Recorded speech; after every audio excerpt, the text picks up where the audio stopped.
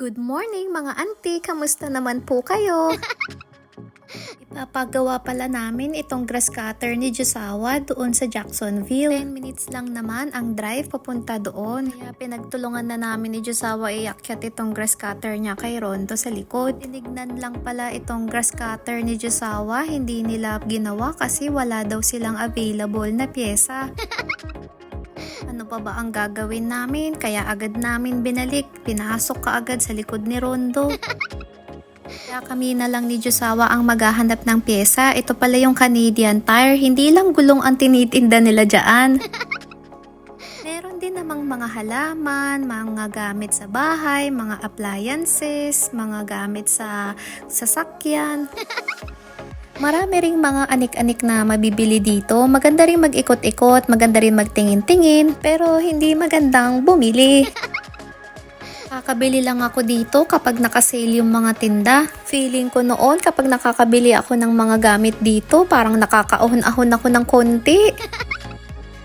Nag-ikot-ikot na rin ako, iniwan ko na si Josawa doon at ako ay maghahanap naman ng maireregalo dito kay CJ. Magbe-birthday na kasi siya next month. Sa dami kong mga nakita, sa dami kong mga gusto, wala rin akong nabili mga ante. Nakakita nga ako ng nakasale, hindi ko rin naman din binili kasi may isa pa akong nakitang nakasale dito pero parang pang 3 years old naman siya. Bilhan ko man ng maraming laruan itong si CJ kaso parang isang araw lang niya paglalaruan din pagkatapos nun wala na. Parang feeling ko kasi nasasayang lang ang pera kapag laruan ng binibili ko sa kanya. Kaya pag-isipan ko pa ng matindi kung ano yung iririgalo ko sa kanya. Gusto ko kasi yung regalo na magagamit talaga niya. Dumaan na rin pala kami ng Dollarama kasi naghahanap to si Josawa ng glass protector. Wala kaming nakita kaya umikot na rin kami dito sa dollar store. Mga anik-anik din yung mga nandyaan. Ending, pasok din kami ng Walmart kasi dito for sure meron yung hinahanap ni Josawa. Kaya sinilip ko na rin yung mga naka-clearance dito sa mga pambata. Nagwagi ang Walmart mga auntie, nakabili si Josawa ng glass protector for $5 something. Nung pag-uwi pala namin, dumaan na mabilisan to si Josawa sa post office and then sabi ko sa kanya, si Rondo nagugutom na, pakainin mo naman siya.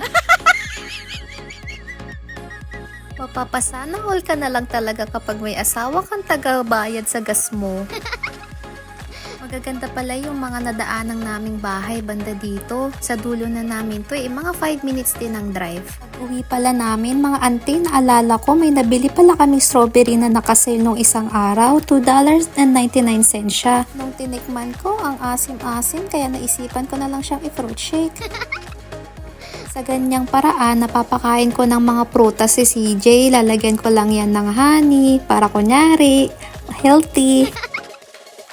Hindi rin gusto kinakain ni CJ ang saging kaya mas trip niya yung sinishake niya yung mga prutas. Tayo na lang ang mag-adjust mga auntie para lang mapakain natin siya ng masustansya.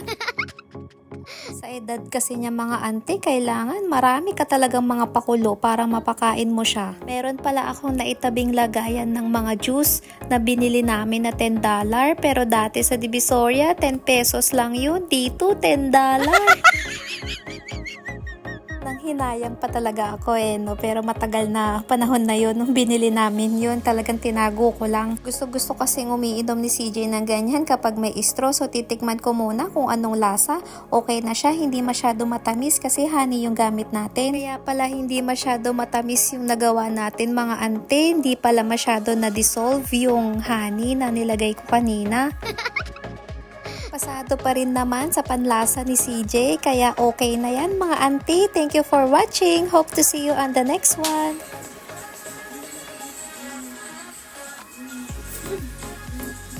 Boasting this so it doesn't become my favorite.